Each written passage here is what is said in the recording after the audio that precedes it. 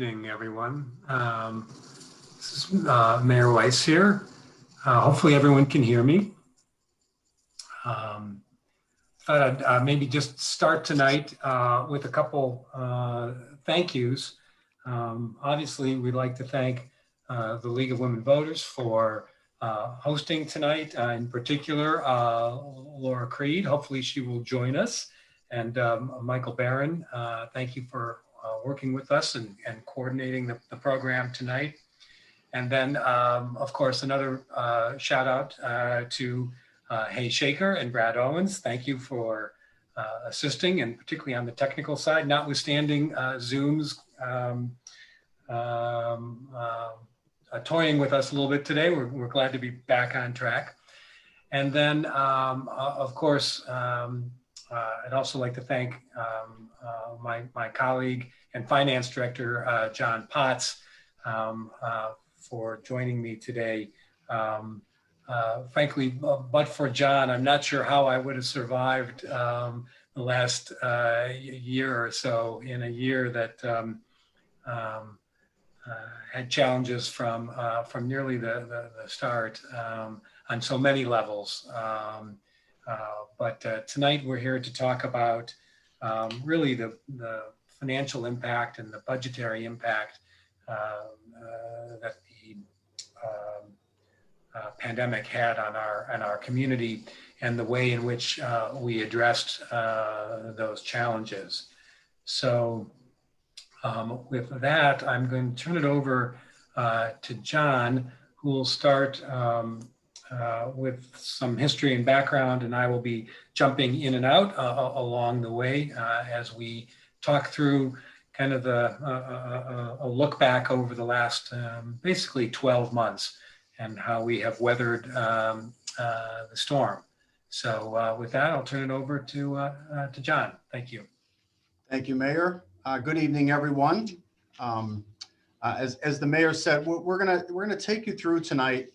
You know, in order to talk about the 2021 budget outlook, you really have to walk back through how, as the Mayor said, we weathered the storm in 2020. It was almost, we ran parallel in developing the 2021 budget with, you know, trying to navigate through the pandemic and understand where things were going to end up towards the latter part of the year. So I'm going to bring my PowerPoint up, and we'll walk through kind of how we planned in the early months of the pandemic, how we weathered the storm, and then how that had an effect on 2021. So let me share my screen.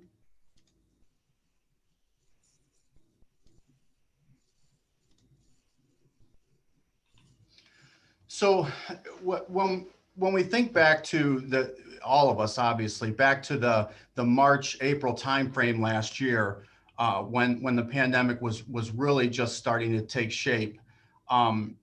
As a city, as a finance department, as an administration, we were concerned that the impact of the shutdowns, people beginning to work from home, and many other uncertainties could be significant on the city's finances. So we knew that we needed a well-planned response, and that response certainly needed to start with trying to estimate what was going to happen with our revenues, and then having some strategies in our budget to address that.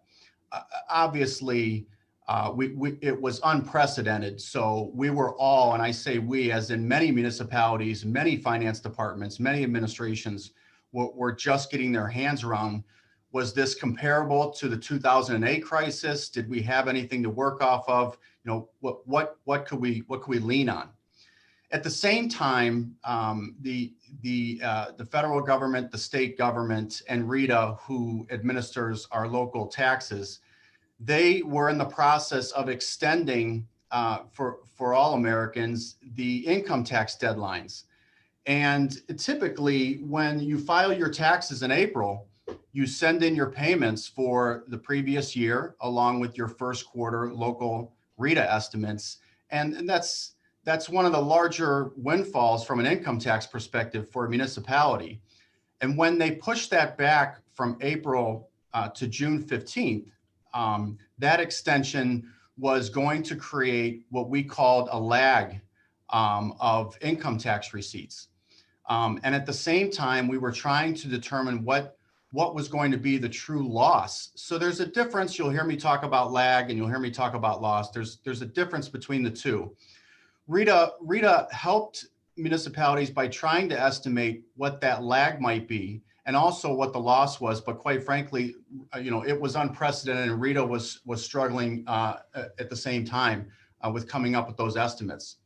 Essentially, moving people from paying in April to June was going to obviously move those amounts almost 3 months. So it was going to be a little bit of time before we truly knew what the loss to our revenues were going to be due to the shutdowns, the additional unemployment, and things of that nature from the pandemic. So it was extremely difficult to make a projection, but we certainly needed to at that time. So maybe go ahead, Mary.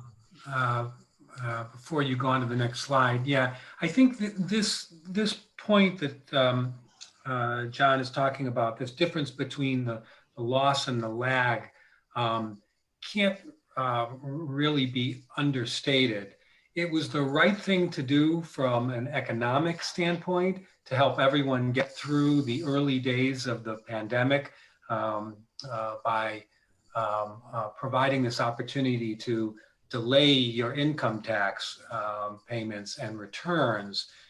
It was a very important component of how we were addressing the really very human side of the pandemic, obviously besides the illness and the loss and loss of life. But from an economic standpoint, it really provided a buffer and an opportunity for everyone to try to get their arms around the financial impact that it was having. The difficulty that it had for municipalities, however, was that in many ways it masked where the underlying loss might end up being. And so as we looked at revenues that were supposed to come in early 2020 and they were delayed, there was really no good and confident way to be able to differentiate what was simply a delay in the obligation to file a tax return and your taxes, and ultimately the loss of income that might be generated by people being either laid off or furloughed or taking reductions in pay and all the myriad of other ways the pandemic was impacting all of our economic and our business transactions and business side of this. This is this was a real challenge for municipalities. I just wanted to mention it because there's the very human side. We were all trying to get through and make sure our families and our children and our parents and friends and neighbors were safe and healthy. And yet at the same time, we had the economic impact that was buffeting us, every day along the way. And so this difference between the lag and the loss made things very very challenging in the early days in particular. Rita, as I mentioned, had attempted to try to estimate the lag, and they estimated approximately $9 million for Shaker Heights that would be moved, in the early months to the later months. And then on top of that, estimated that when it was all said and done, that there would be a $3 million loss to income taxes, which is significant. And so we factored that into to our scenarios as well. But what ended up happening, jumping ahead a little bit, the lag ended up reaching a high of 6 million, and the loss, fortunately, was only 1 million to the prior year numbers. So we built scenarios for the administration and for council. And as a reminder, income and property taxes generate about 84% of our revenue budget.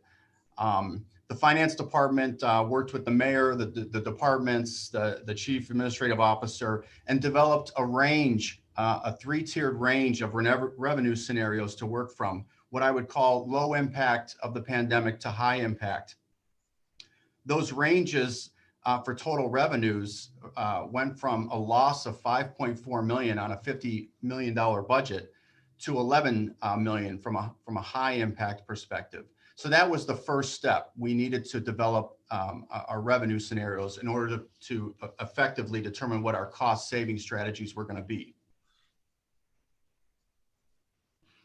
So from there, again, everyone working together, we developed 3 expense cost-cutting strategies to effectively line up with those revenues.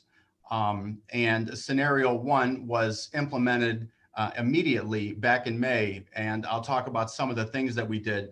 But effectively, it was put into place to cut expenses enough to balance the budget for a revenue loss of scenario 1 of about 5.6 million.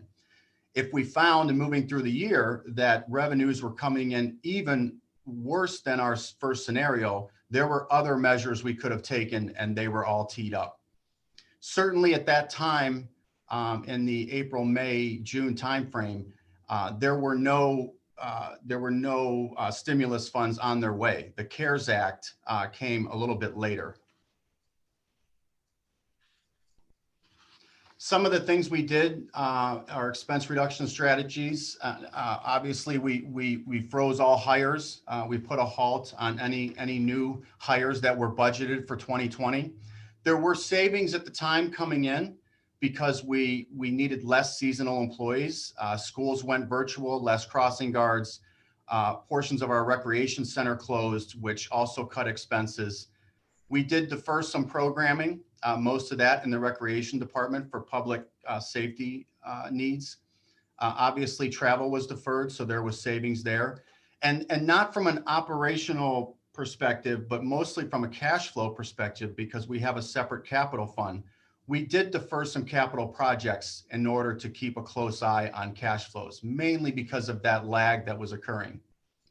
And then we also had the potential to reduce our transfers. The general fund makes transfers out into other funds like the capital fund, typically later in the fiscal year. So we had some time, and if we needed to reduce those transfers, we could. So there were many strategies that were put in place back in May. Effectively, as I'd like to say, we put our foot on the brake in a number of ways to ensure that we would navigate the storm of the pandemic from a finance perspective. But still, at the time, even through all of these measures, there were still significant unknowns and uncertainty. We didn't know, the city is self-insured, so we pay our own unemployment costs. We didn't know how high that would reach. We didn't know how high additional wages would be due to having staff out sick, taking on additional overtime for our first responders. And then just in general, the amount of purchasing for COVID-related items, certainly not budgeted, and pre-CARES money, that was a big uncertainty at the time. So moving through the summer months, navigating the pandemic, the lag, as I said, reached a high of 6, and then subsequently, when people started filing in the middle of the summer, we had approximately over 90% of our Shaker residents filed on that new timeline, and a good portion of the lag burned off, meaning we took in a significant amount compared to the prior year during that time. And it left us with a $1 million shortfall to the prior year receipts. However, we budgeted obviously higher than 2019. So our budget was showing at that time a $3 million decrease. And this was built into our cost saving strategies. The finance department almost daily kept a close eye on cash flow and income tax receipts. But also very early on in the pandemic, we started to track all of our COVID expenditures, not knowing whether federal stimulus or reimbursements were coming, but we knew that if they did come, we would have all the appropriate documentation. Later in 2020, we did receive money from the CARES Act, over $2 million, which significantly helped us to reimburse those COVID hard costs, PPE, sanitizing equipment, et cetera, and also to help us with first responder payroll. Unfortunately, we could not take any of that money straight to revenue replacement. As I just mentioned, we knew at that point we were below our estimates on revenue, but it was very restrictive as to how to utilize that CARES funding.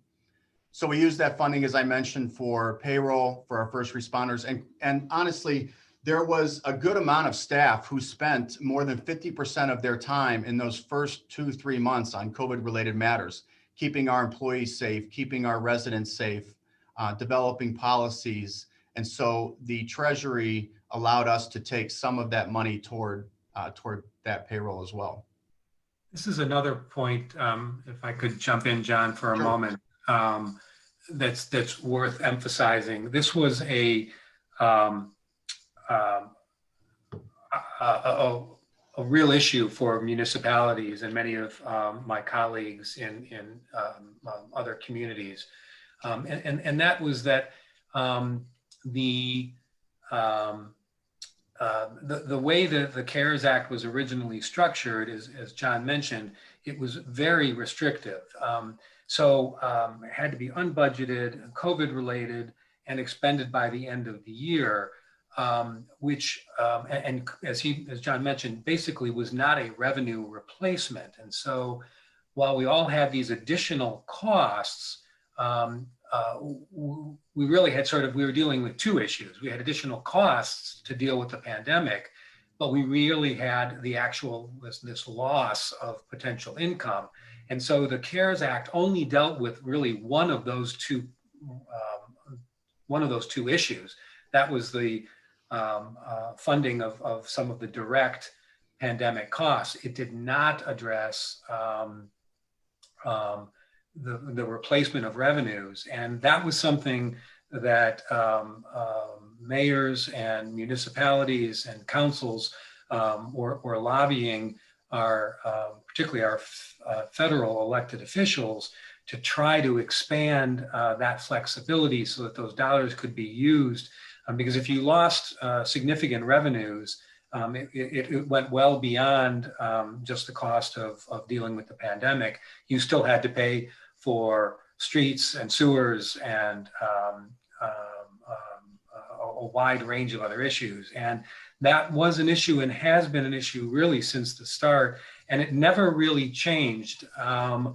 Although I do note, I think in the chat room here, if I can get to it, I think I saw, and it is,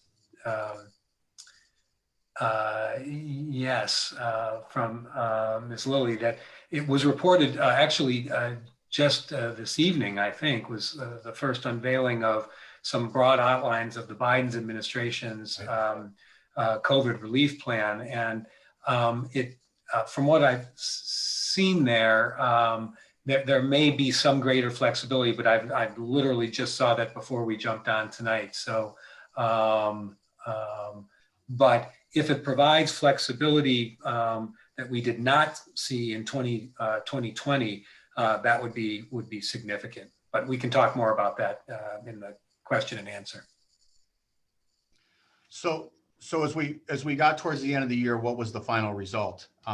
As the mayor just said, there was no revenue replacement that came, and I say many municipalities incurred shortfalls. I wouldn't be surprised if all of them did. Our total revenues came in almost $3 million below budget. That was about a 5.5% loss as compared to our first scenario, which we had laid out at 10.4. So that was good. And then due to all those cost strategies effectively putting the brakes on, the city came in $3 million below our budgeted expenditures. So effectively, having enough time applying all of those strategies, we balanced the budget even with the shortfalls that came in with the revenues. As I mentioned, we received the $2 million of CARES Act funding, which helped us to further reduce our expenditures, and we were able to make all of our budgeted transfers. So as the focus came into view with income taxes towards the latter part of the year, and as we were able to project out where we felt we would be, it was very beneficial to helping to build a 21 budget during the last quarter of the year. So the 21 budget process, again, I would start with saying at the time we started the budget process in the fall, the pandemic was still rolling along, and in some cases it was getting worse. There was also the election in sight.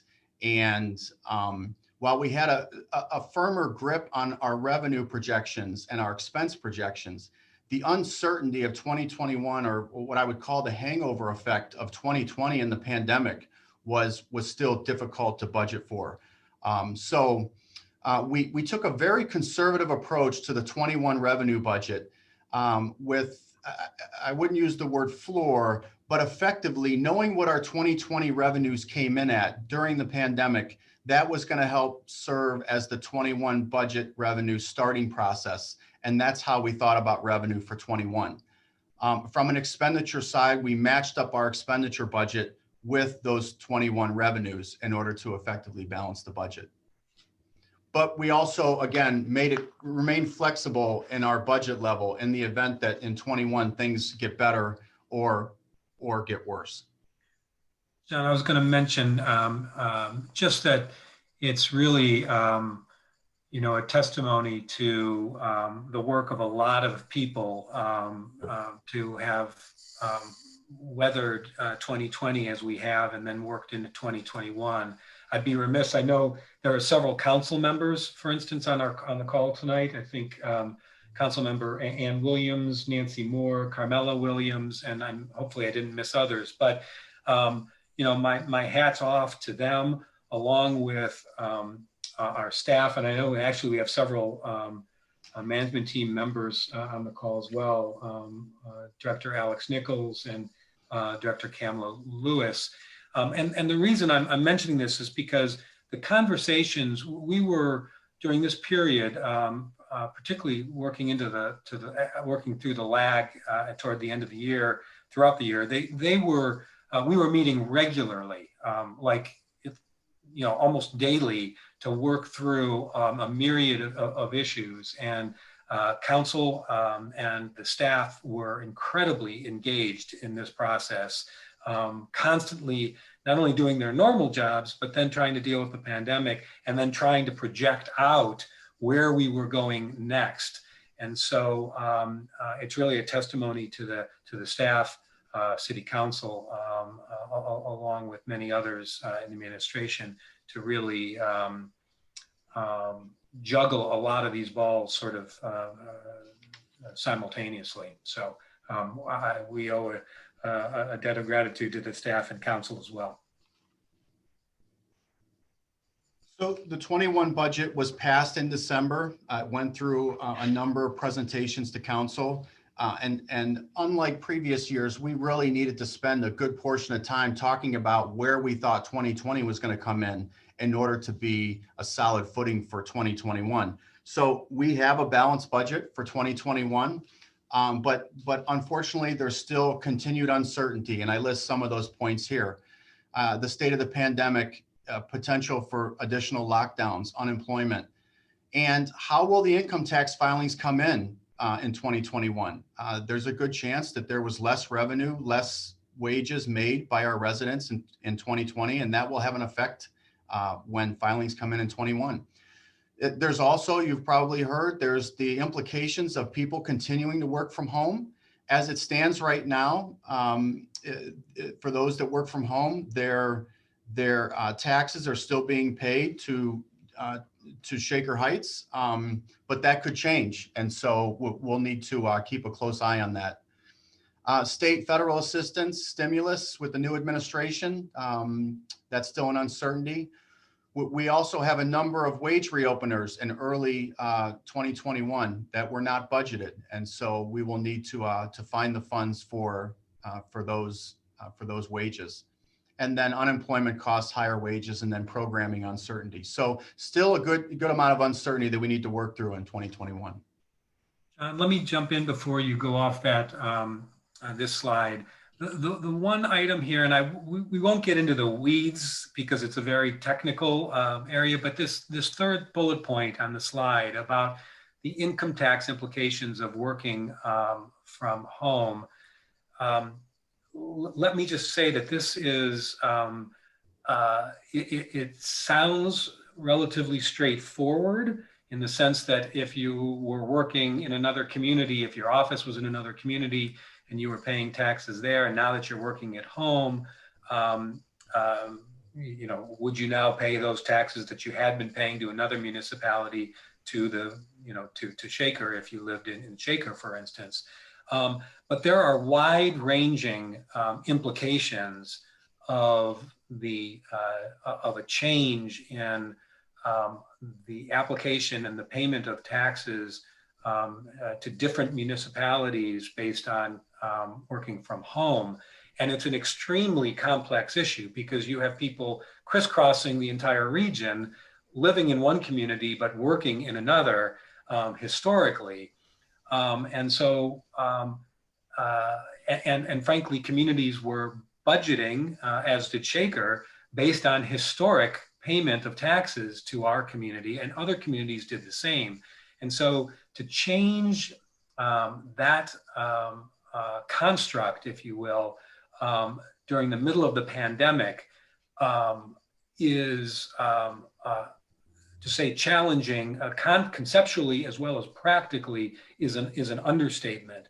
And this topic is something that mayors and councils across our region and across the state are struggling with, and we are having ongoing conversations with our particularly the state about how this might change. And in fact, other resources are being brought to bear. I note that our former mayor, Earl Lycan, is with us tonight. He's now working with the Levin School and may have been very, very helpful and very active in working with municipalities across the region to begin to try to understand the implications of any change in the flow of tax dollars based on where someone is working. So again, we can talk more about this in the Q&A, but I didn't want to let it go by without flagging it, because this is one of these areas that could have long-lasting implications well beyond the pandemic, to the extent people permanently work from home or their work patterns from one community to another continue to change. So you can't understate it. So just to wrap up the slide deck, you know, it's not over. It wasn't over on 12/31, and it probably won't be over for all of 2020, all of 2021. We have an ongoing response. City Council and the administration and the departments continue to work collaboratively on all. You know, we're only speaking on the finance side, but there's so many other items with respect to the pandemic that we work through.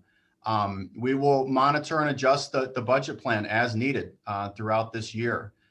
Finance department continues to keep a close eye on Rita's collection efforts.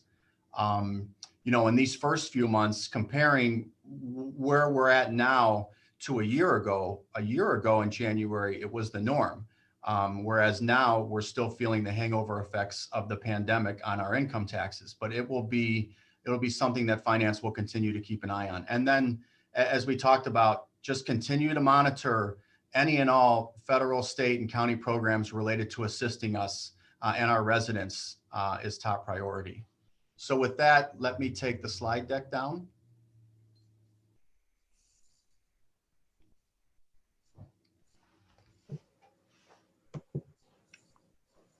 And then I guess we can go into some Q&A.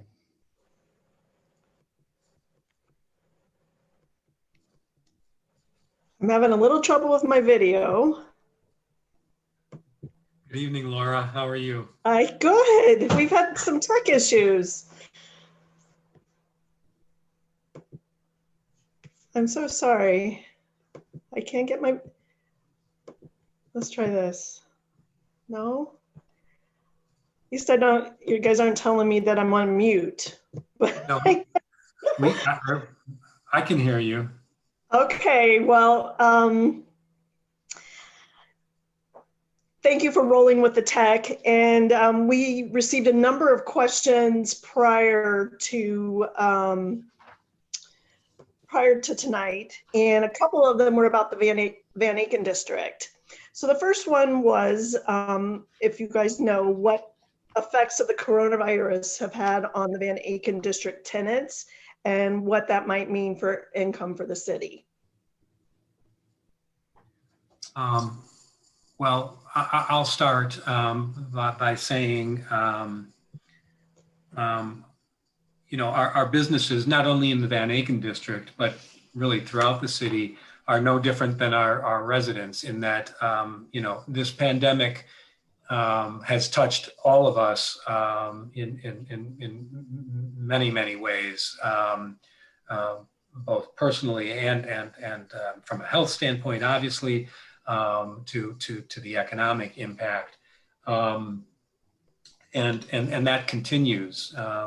You know, one of I think our general concerns. I'm not talking now specifically about the Van Aken district for the moment, but in general, you know, the concern has always been from the outset that you know what is not only what was the immediate impact on our businesses and our economy, but really what's the long-term impact to the economy, and what's the cumulative effect.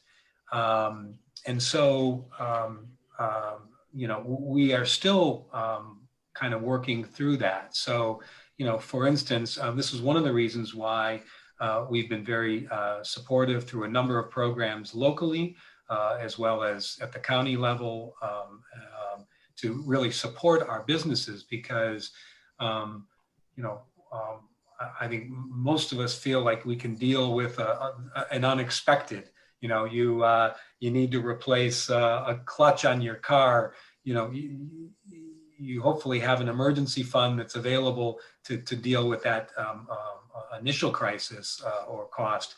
But as time goes on and there remains continuing impacts, those are much more difficult to both deal with and predict, particularly as we're now going into almost the second year of the pandemic.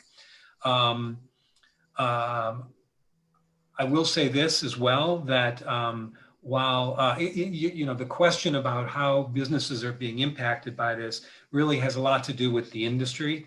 Obviously, travel, restaurants, leisure, entertainment, those kinds of industries are suffering significantly.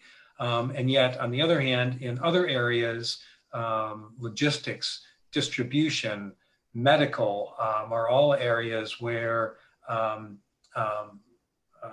you know, work continues, and actually expansion in many cases of work in those areas. So it a little bit depends on again which industry. With respect to the Van Aken district overall, we have been very, very lucky.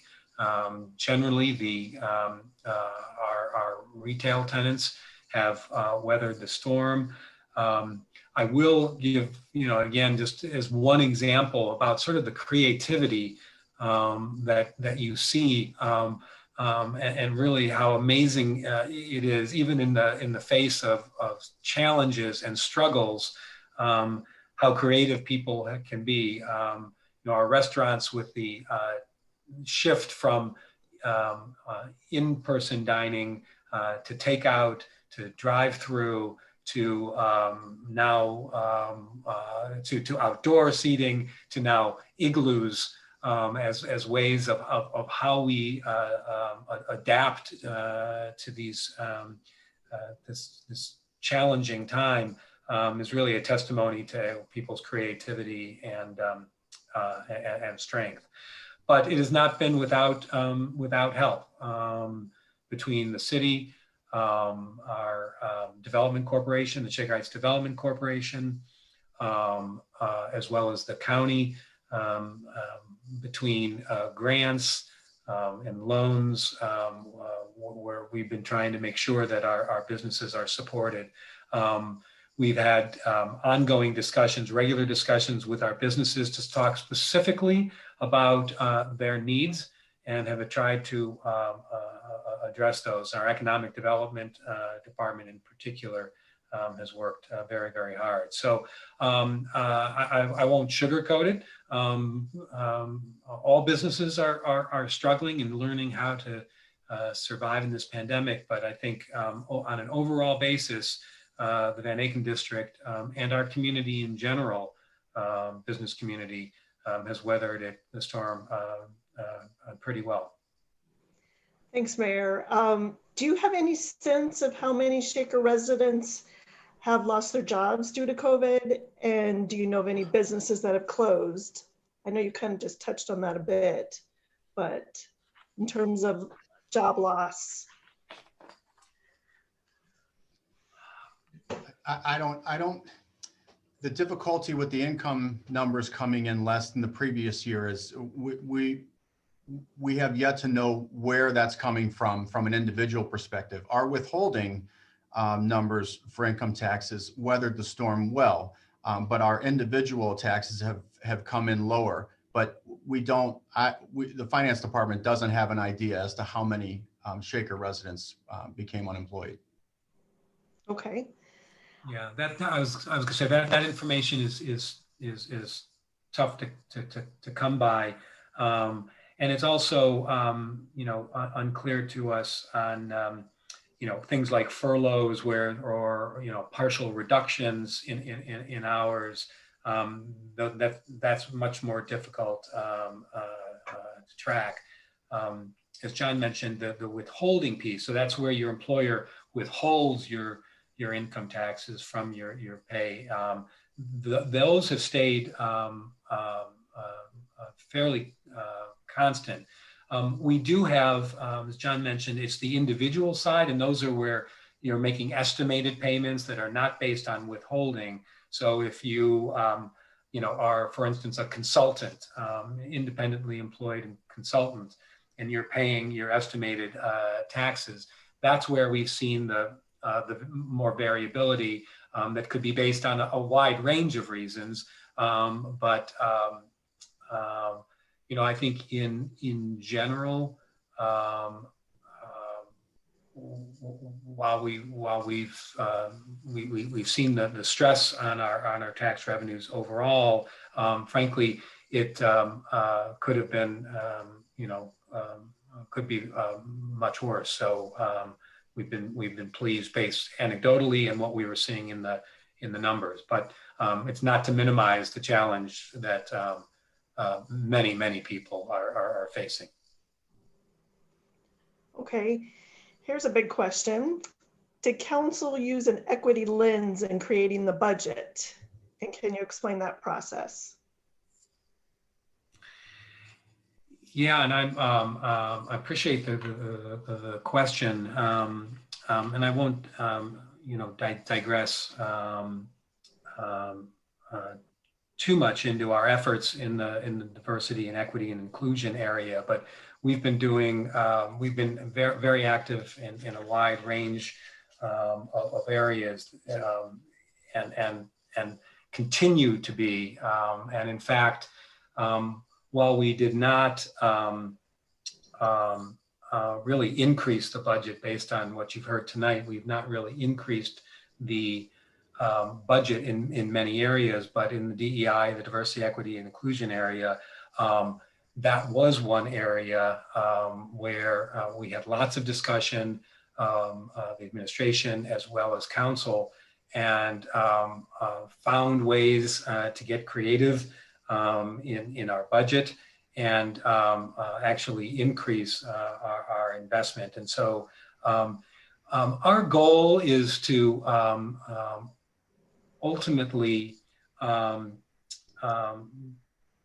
bring these, as you referenced, the equity lens, bring the equity lens into our analysis on everything we do across the board. This is not an area, nor is it our goal, to address a single area. We view this as both an internal as well as external function. But to give you a couple of examples,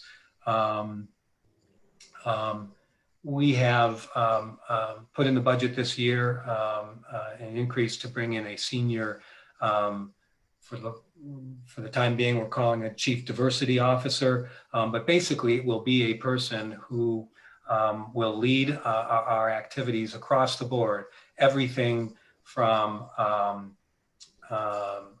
procurement to making sure that our community has complete access and transparency, and we encourage accessibility and availability of all of our programs throughout our community, and that our programs as well as our efforts reflect the diversity of our community. That's clearly one of the strengths of Shaker, and will continue to be. We have, and I won't go into detail now, but we did provide to council, actually, was it this week or last week, provided an update on our efforts in the diversity, equity, and inclusion area. So if you want to get more detail, you can go back and listen to the last council work session. But for instance, in our economic development area, we're partnering with a number of organizations, including the Urban League, for instance, to provide grants and funding for our businesses, and particularly our minority-owned and women-owned.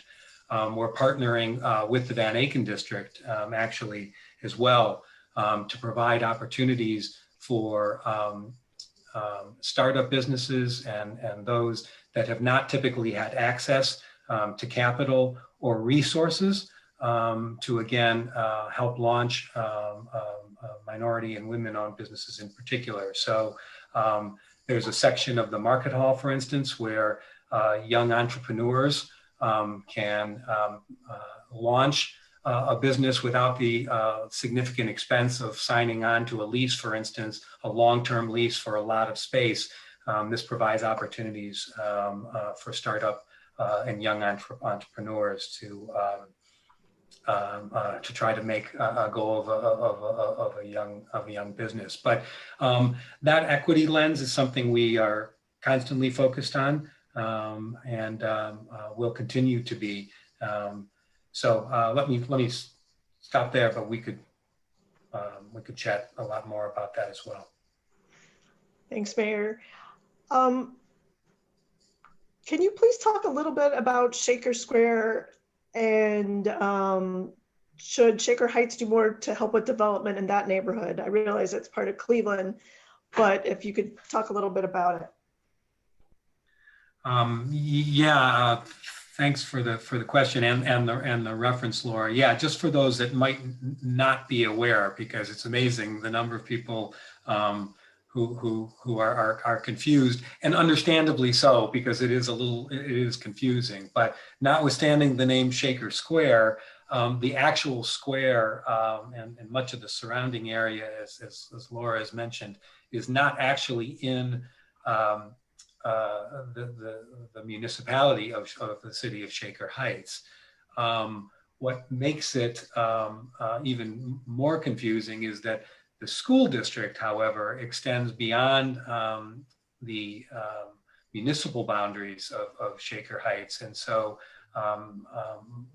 if you live in that area with children and you're going to public school, you would be going to the Shaker School. So that adds to the complications of it.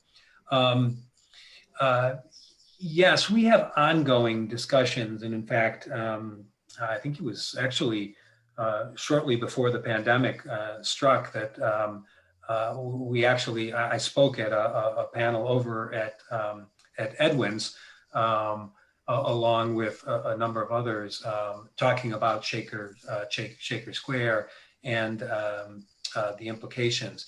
So first of all, historically, there's been a significant tie between that area and the city. lots of economic activity back and forth between the city, between residents. Frankly, most people feel like Shaker Square, and particularly the businesses there, most Shaker residents are as supportive of those businesses as they are of those within the city, and view it as a critical, as do I and council, a critical component of what makes us competitive. It is, we do nothing anymore in a bubble or a silo. Everything is, as we know, both regionally, nationally, and now internationally, the impact. And so Shaker Square is something we focus on quite a bit. We have staff who participate in regional meetings on issues affecting Shaker Square. I happen, as another example, I happen to be, I serve on the board of the RTA, and obviously all of these this infrastructure as well as economic infrastructure impacts our region. I mean, much of what makes our community attractive is the ability, for instance, to walk to Shaker Square and the farmers market, and to go to restaurants. And so it is something we are regularly involved in, notwithstanding the fact that it's not technically within our boundaries. But it is obviously a important component. Again, being candid, the economic, the pandemic and the economic impacts of it have impacted Shaker Square as well. Obviously, there had been lots of discussion about a renovation and the renaissance of Shaker Square prior to the pandemic, not without some controversy and differences of opinion, particularly as it came to the use of green space at Shaker Square. I won't go into all of that, obviously, tonight, but Shaker Square, as is Shaker, we are passionate about our assets and about the things that make our city and our region special. And I suspect those conversations will continue, notwithstanding the pandemic. Well, that's a good segue into my next question, which is, are there any areas of potential regionalization of services that you're looking at currently? We are constantly looking for ways, and let me do this too. Let me put it into two buckets, because they are related, although slightly different, and that's both regional activity as well as collaborative activity. So let me talk about those separately, but they are related. On the regional side, we continue to look for opportunities there. Again, I'll give credit where credit is due, particularly to my predecessors, Mayor Lycan, and mayors that came before, including Judy Rawson. But one of the things that we point to most often, and we continue to explore even broader ways, is our joint dispatch. It's probably the best example where we are part of a regional dispatch system made up of 5 communities, where we combined what had been 5 separate dispatch systems within each of the 5 municipalities, and combine them into one location, and that now serve more effectively all 5 communities. And there are others in our region that are doing the same thing. Chagrin Valley Dispatch, for instance, is a similar arrangement with a different set of municipalities. And we constantly look at ways where we can leverage those. And that applies both, I should mention, to both fire as well as police and safety forces, as one example. And we continue to look at those.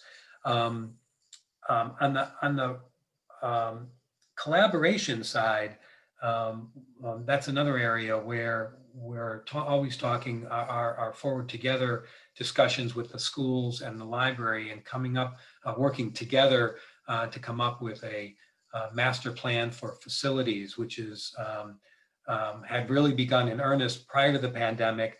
Was one of the areas that I will admit, was paused and delayed a little bit during the pandemic while we were, frankly, closing public facilities to deal with the pandemic. But we are now really ramping that back up.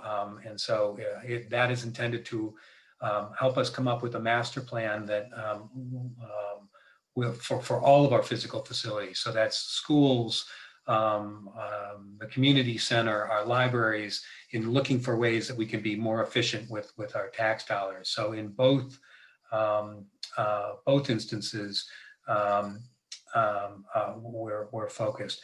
One of the other, and I'll stop, but one of the other areas where, particularly as it relates to the pandemic, where the decision that we made a few years back, although not without some controversy at the time, was the closing of our Shaker Health Department, and regionalizing that and becoming part of the Cuyahoga County Health Department. Many communities in our region had joined under the umbrella of the Cuyahoga Community Department of Health, and we did that as well. This is an example of where, frankly, that kind of activity really shines in terms of its effectiveness. The resources that the county Department of Health was able to bring to bear during this pandemic, frankly, we never could have done as effective of a job as a single municipality as we could coming under the umbrella of the county. And the collaboration and coordination of our police and fire services with those in our neighboring communities to deal with the pandemic has been really just incredible. There are these regional collaboratives that are dealing with all the aspects, everything from the medical side and testing to the social services that we provide as a community, food, and resources, as well as things like rental assistance, foreclosure issues. All of those things are being done at really a regional basis, and so very proud of the efforts. It's not perfect, and could we do more? We can always do more, and we will continue to work to do more. But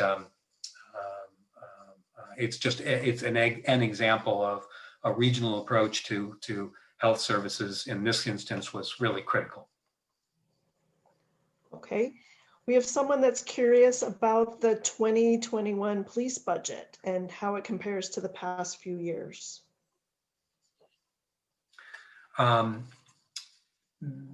The budget, and I don't have those numbers immediately in front of me, John will have, but I think with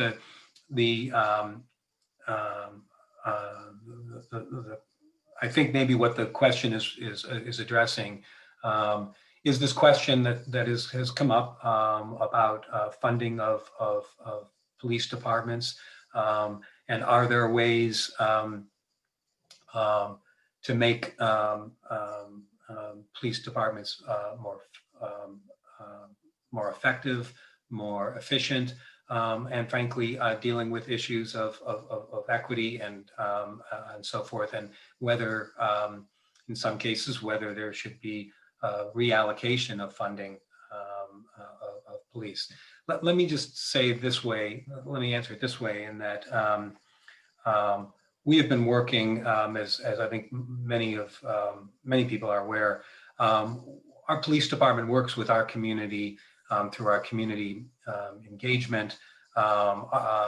Chief DeMuth and his leadership team has worked closely with our community for many, many, many years. In fact, I believe that tonight is one of our community meetings where we have members of our police force working with members of our community about how we can, and we've had all kinds of conversations, whether it be with youth, and it can be with parents about how we can, how we do the things we do in the policing, as well as how we can be better at it. Our bicycle patrol, for instance, was a way, again, kind of put on hold with the pandemic, but is just one of many, many efforts that we've put in place to engage the community, and I think we've done a good job in that area. The budget remains well. Let me say this: a related issue that we are very focused on, and council and the administration, I am as well personally, is also how we are best trying to address a wide range of calls that come in, frankly, to our police department that in many cases are safety-based and need the response of our police department for safety of our residents. But there are also calls that come in to 911 because people don't know where else to turn for resources.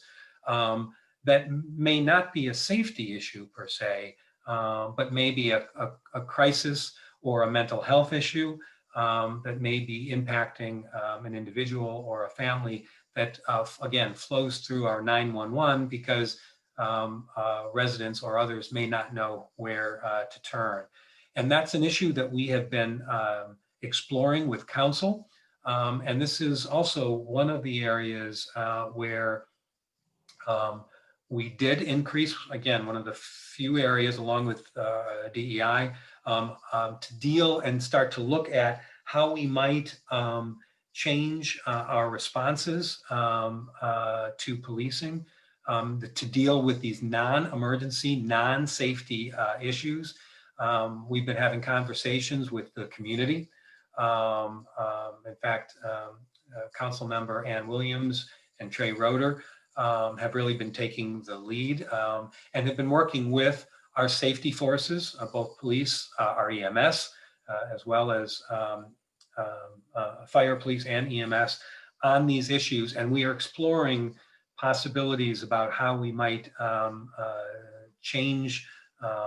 And I should say that there are others as well in our region that are looking at this as well. So while we have not made a significant shift at the moment in police resources, John, is that?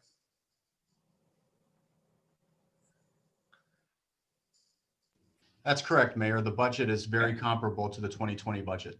Yeah, so at the moment, it remains roughly the same, but we are exploring a number of these avenues.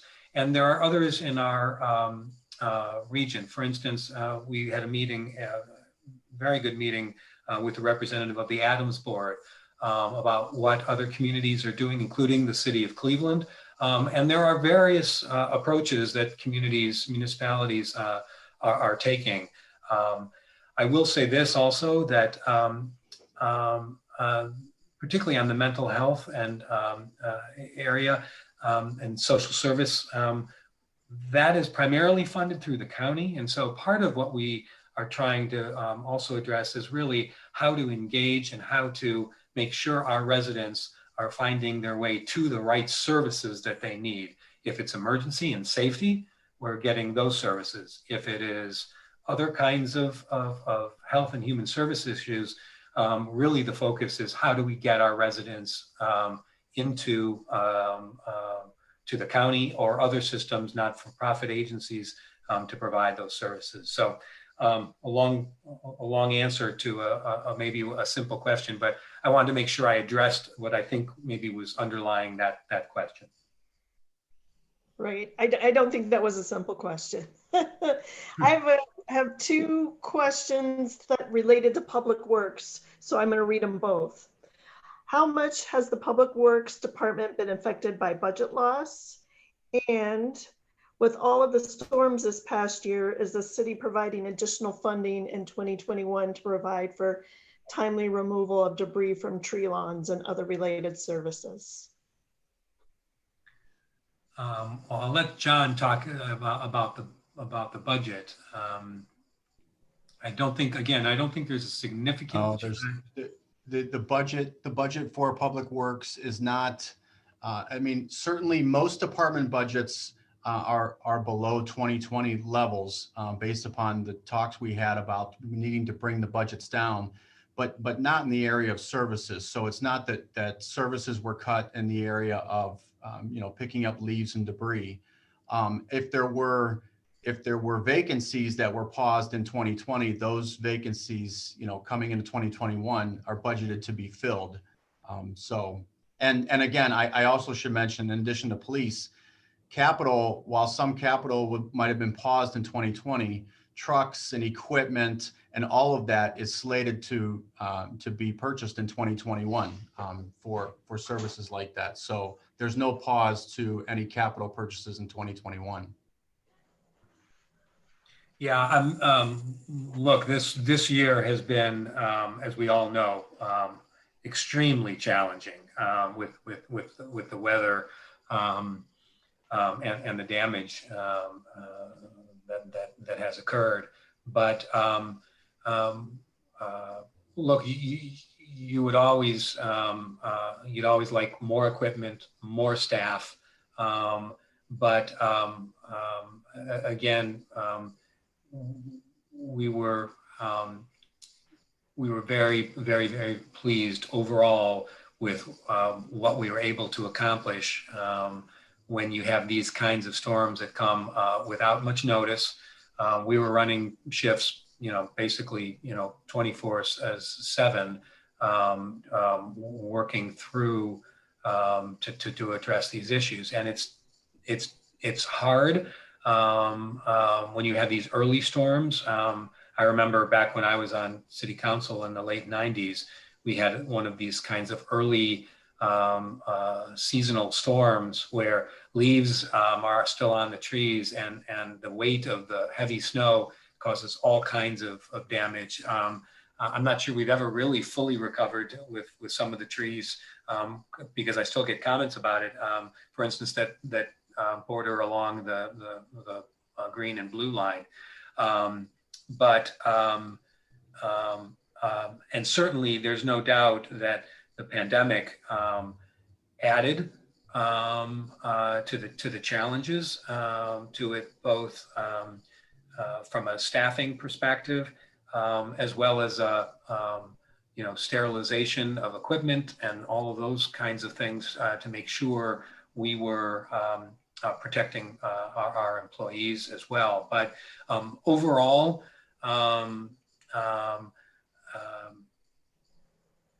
the efforts that was put out by our staff was really incredible. In fact, I just saw a thank you note that went out to a resident who brought food to our service department because they were so pleased and appreciative of the efforts that our staff made. But it was challenging, and it will remain challenging.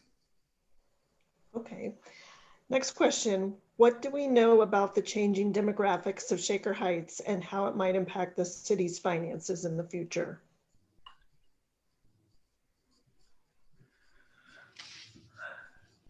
Well, we'll know a lot more about our demographics once we receive the information from the census that we just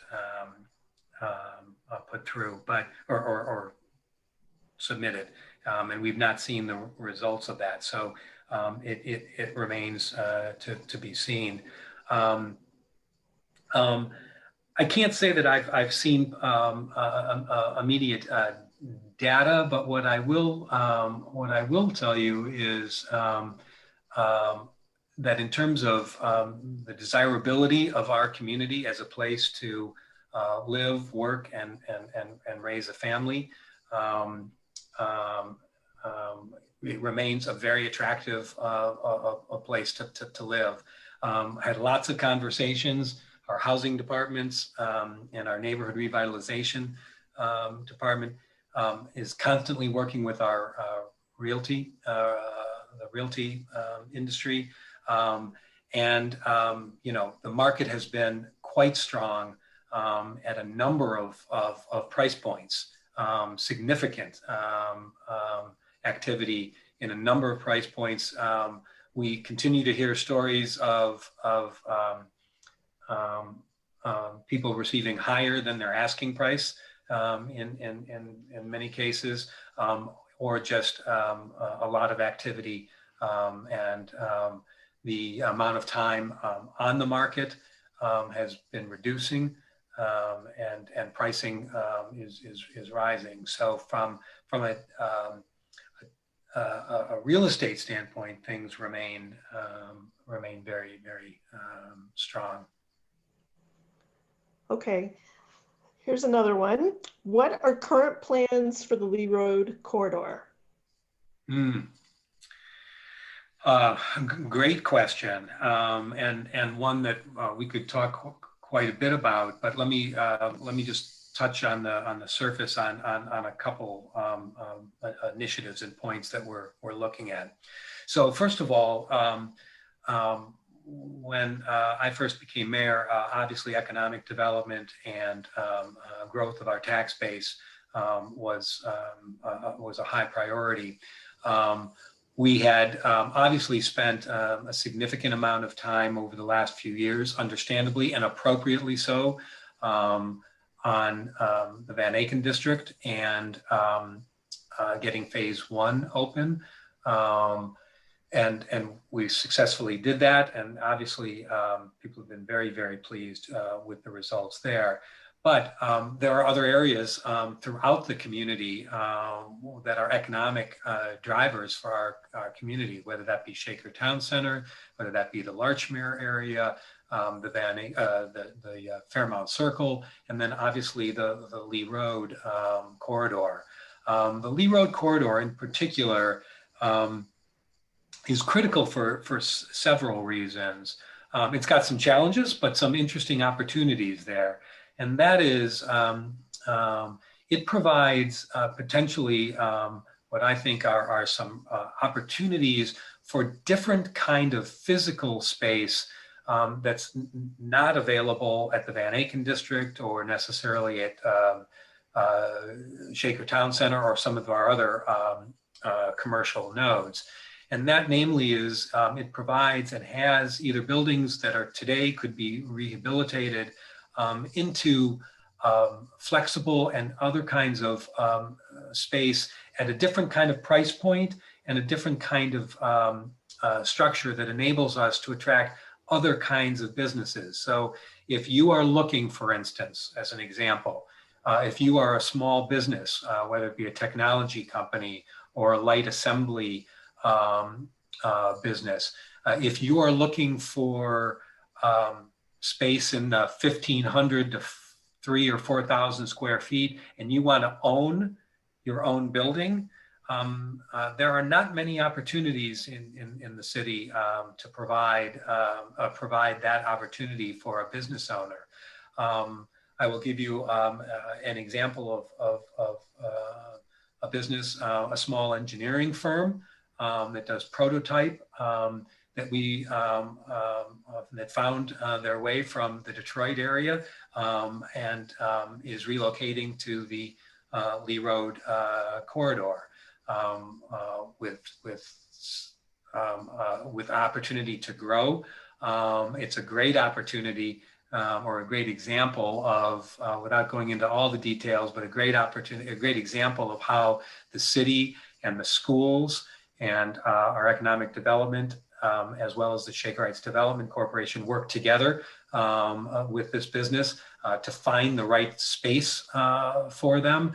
And work is now actually have not been in their space yet, but is my understanding has already begun to rehabilitate that space.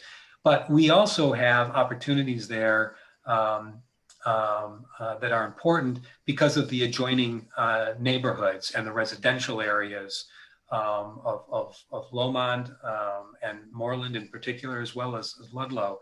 I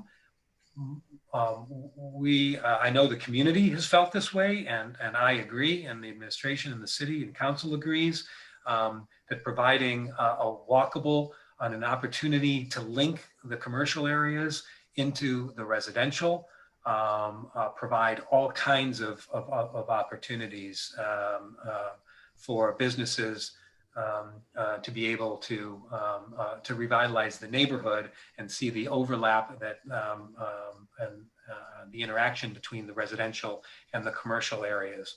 So we are looking. We've done a number of studies over the years of that corridor. There are some challenges from a transportation, both and infrastructure, but we are looking at it holistically and looking for opportunities. And so we actually have some grants that we've applied for some planning, as well as some traffic calming.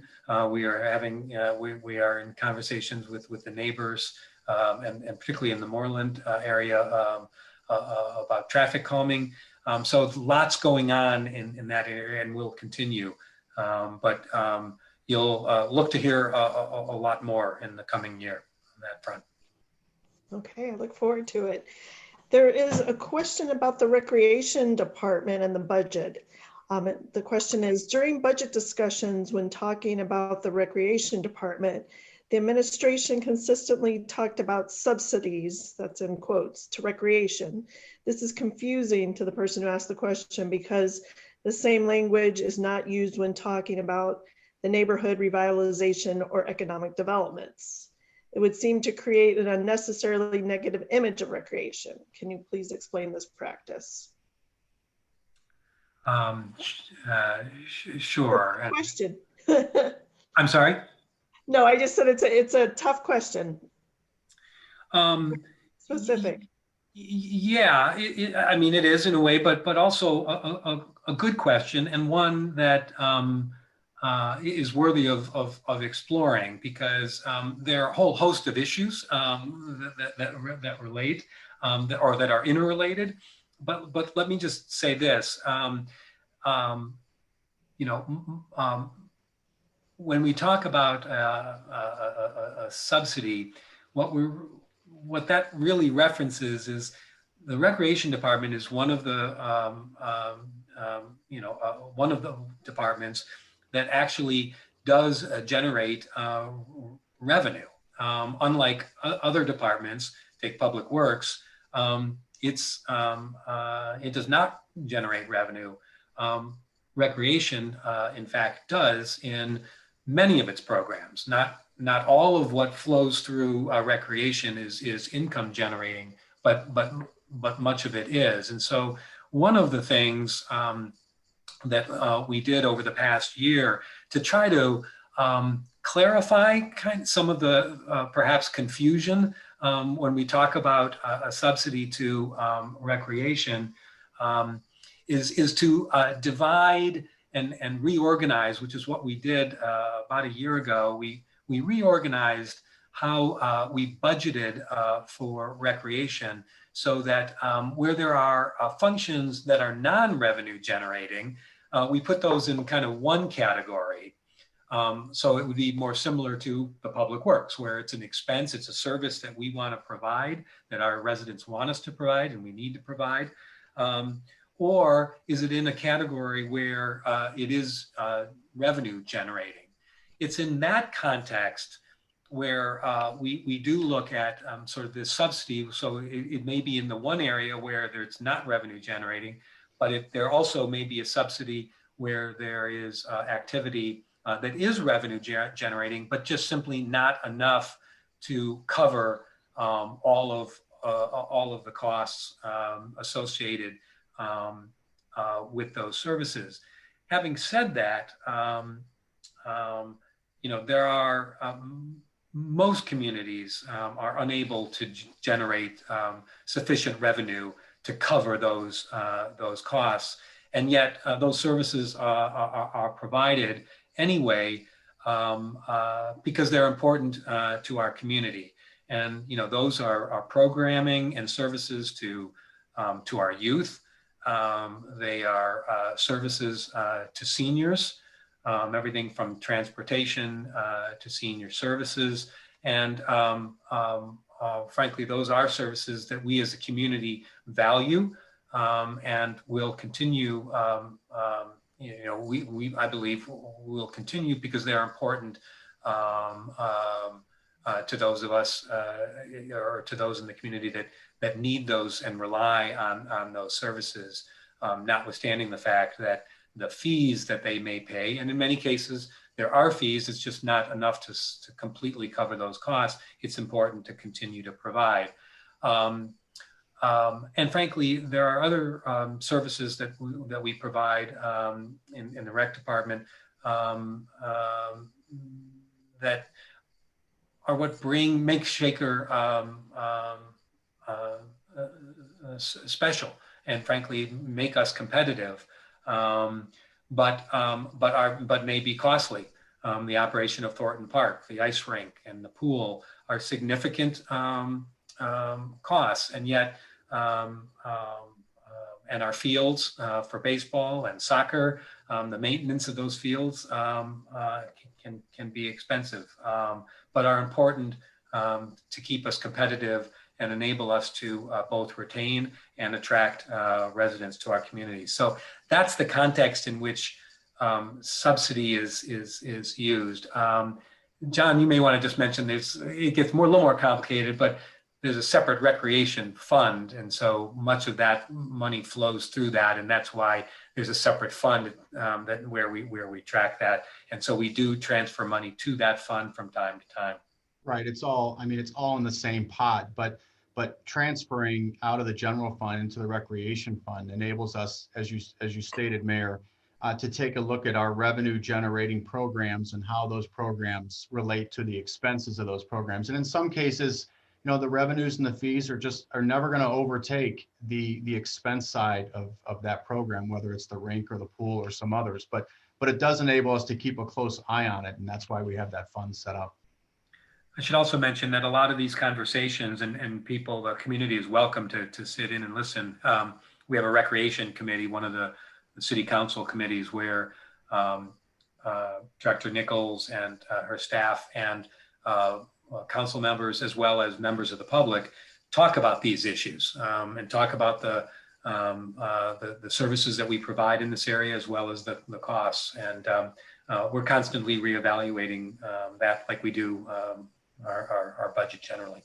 And you might also want to comment, Mayor, the amount of time, well served, but the amount of time spent in the early months of the pandemic just around those very important programs to the residents was a collaborative effort. It was very difficult to turn some of those programs off. It was difficult on the employees, and it was certainly difficult on the residents. I remember we were meeting weekly. Very much so. I mean, that's a great point, John. For example, our camps in the summertime. I mean, these were all issues that we spent a tremendous amount of time discussing and trying to work through as families in our community relied on those programs, to enable them to go to work. And so these are important programs to our community. And it has been a challenge, and no question that it's been a disappointment for many of us, whether it was the pool in the summertime or some of our other baseball, softball, youth hockey, our block parties, all things that unfortunately were delayed or deferred due to the pandemic, but all part of this discussion. Okay, we have one last question. Many organizations, such as law firms, are considering reducing their office footprints permanently after the COVID work from home experience. With so much of the city staff working from home these last months, do you foresee a similar move by the city? Well, let me, before I answer the direct question about this, the city, I think it remains to be seen, and I think it's going to be very, very interesting to see how the work at home phenomenon that has obviously been so important to us during the pandemic, as to whether how that relates and how that will continue on. While there's no doubt that businesses that had never worked from home are finding that that is a way that they can do business. I've had lots of conversation, and we have had lots of conversation internally at the city about the pros and cons of that. And frankly, both from an efficiency standpoint, but also from a social standpoint and a satisfaction of services. While on the one hand, jumping on a Zoom call can be very efficient and can be done very, very quickly. There is no doubt that there are activities and certain things that we do that are just not the same on a Zoom call as it is in person. And I've heard that from everything from neighborhood organizations and nonprofits to businesses, both law firms, but lots of others, particularly those on the creative side, and as well as those that where the interaction between people and the ability to literally exchange or write on a chalkboard or a flip chart is just not available. And so it'll be interesting to see how much of our business stays at a work at home versus goes back to office space. So it will be interesting. With respect to the city, I think we were maybe more worried initially because we had done very little on the work from home for city activities. So we were, I will admit, I think we were all a little bit of trepidation as we first entered the pandemic and said, we need to do this and we need to be creative and think about how we might do this. But I think we found our ways to do it. And in some cases, I think we've actually improved service, and some of the feedback we've received from residents has been very, very positive. I'll just give you one example because I find it fascinating, and that's some of our home inspections or permit work. We worked, Kyle Cruson, the head of our building department, got very, very creative and established a way for a homeowner to download an app. And granted, this doesn't work in every situation, and depending on this case by case, you may have to adjust it. But for instance, where it's a matter of making sure that certain work was done, the installation of a hot water heater, where a homeowner could download an app and be able to remotely link in with one of our housing inspectors and be able to literally walk around show in real time the work that is being done, and can get approval from a housing inspector who's on a computer elsewhere, has been very efficient and very effective. The realty industry, our realtors are happy and very pleased with how it's worked. So we've found some interesting ways to change how we do business at the city. I don't think we have, we remain working from home. We've recently extended it at least through the end of March in many cases where we have to date. And I suspect it will go beyond that. But in terms of longer term, that is something that we are talking about internally, about how we might do that, and how, frankly, there could be cost savings that we might be able to generate. And so those are areas of opportunity for us. And so we are going to look on a case-by-case, department-by-department basis as to whether it makes sense to do that. But having said all of that, I'll just end by saying, I know I speak for many of us, and while it's great to see each other as we are tonight, we miss the personal interaction and the face-to-face.